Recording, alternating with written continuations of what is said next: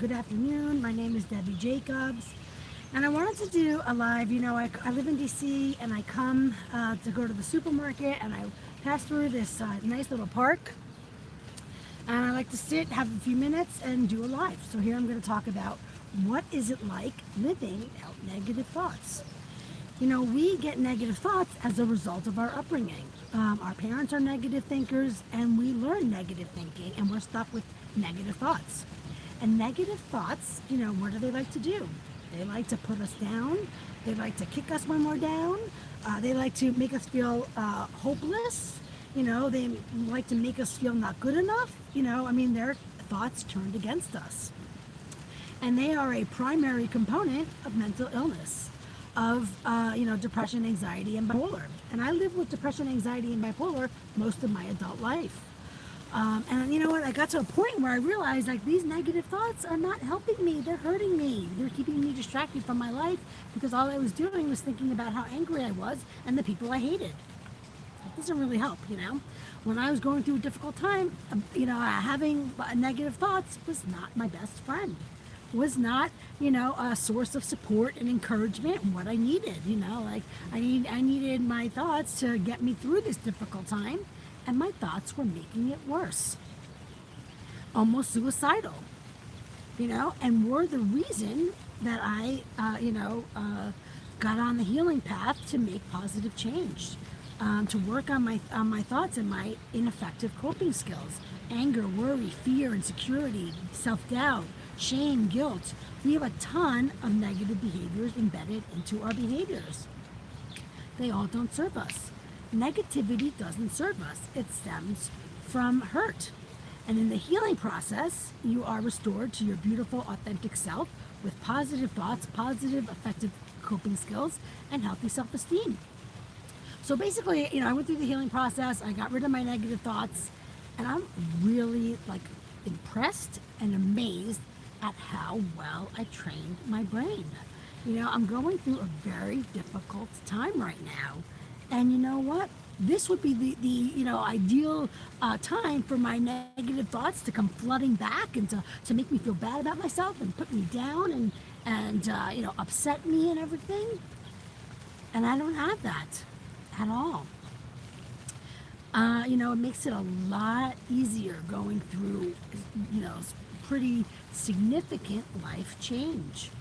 I'm going through a very serious breakup right now. It's really it certainly isn't generating positivity, but I'm handling it the best that I can.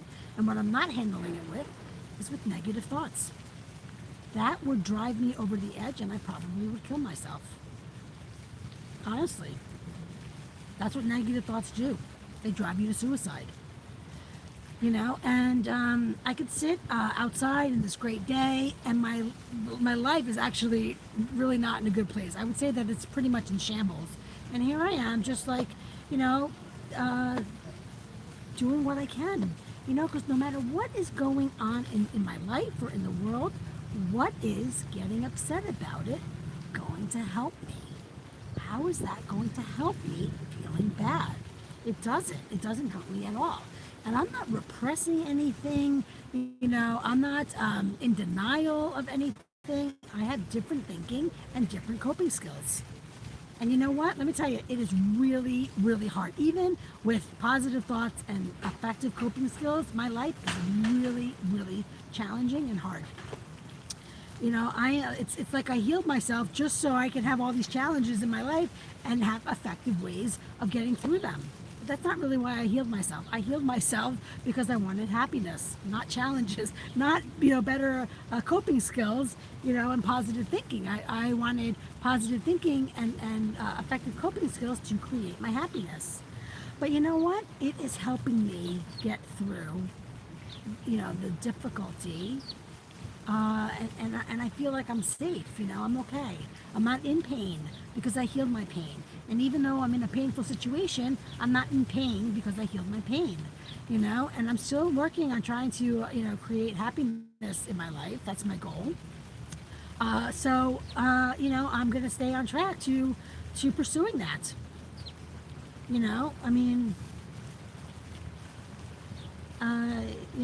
do my best to move forward, but have my thinking and my coping skills serve my highest good. Right now, I need them to be supportive of me. I need them to be encouraging and to inspire me and give me motivation. And then I don't want to rule out being authentic. I do like, I can't be expected to think that everything's okay when everything isn't okay, and I feel like, people don't have empathy. They really don't. People do not have empathy. That's a big problem. And that's a characteristic of a narcissist. But I'm really finding like people, think like, oh, no matter how much in flames you're going down, you should have a smile on your face about it. And you should be grateful and all that stuff. That's inauthentic and it's not effective. That's denial. That's repressing. No, that's not an effective way to handle the situation. You handle the situation, I did get upset because it's good to get upset and let the emotion out, I have all these different emotions, but I handle them effectively. I got angry, and he's like, don't smash my stuff. I'm like, I'm not going to smash your stuff. I did get angry and I did entertain the idea because he suggested it, but it's like, you want to just kind of make the situation better, not worse. And this, me being out of this relationship does not make my life better. It makes it worse. So I am anxious about it, but I'm not sitting in anxiety. I'm not experiencing anxiety, although I feel like it would create anxiety. This is the situation that I'm in. I need to, have total mastery of my emotions, my thinking, my coping skills, so I can serve my highest good. And even if I'm not perfect, because I'm not supposed to be perfect, ego is perfect. A beautiful, authentic self is authentic. So if I get upset or if I get angry, I'm a human being going through a difficult time. And you know what I learned as in my healing? That kids are expected to be perfect all the time. If their reaction gets out of hand, they get in trouble. That's not the way that kids learn to manage their emotions. That's the way they learn to stop their emotions, and then they have all these problems later in life. But I feel that people that are in ego self, that aren't their authentic selves themselves, don't recognize what it's like to be authentic. Let me handle myself. I'm handling myself effectively. It's when we don't handle ourselves effectively that it creates a problem. Obviously, and even if, we don't have to be perfect. We just have to be human and be ourselves and try and create a positive outcome out of any situation than a negative one. Negative thoughts don't serve us. Creating negative outcomes increase our unhappiness.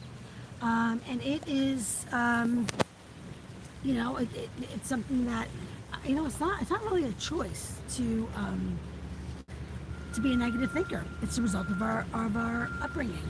Our parents are negative thinkers, and we're negative thinkers. And now, people are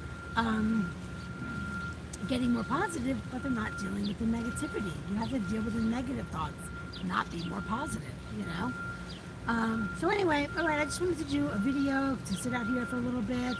But I hope that my video helps you, and you are welcome to find me on Facebook. My name is Debbie Jacobs, and I overcame depression, anxiety, and bipolar, and now I make videos and on Facebook looking to help other people with their healing and happiness, because happiness is an option for us all, and but the thing is, you have to achieve it, you have to accomplish it, and it's really hard to make positive change in ourselves, change our behaviors, change our thoughts. But I accomplished it so I can help. And that's what I want to do. I want to help people get out of their negativity and into their beautiful, authentic self. All right, my name is Debbie Jacobs. I hope you have a good day, and I'll see you next time. Thank you. Bye-bye.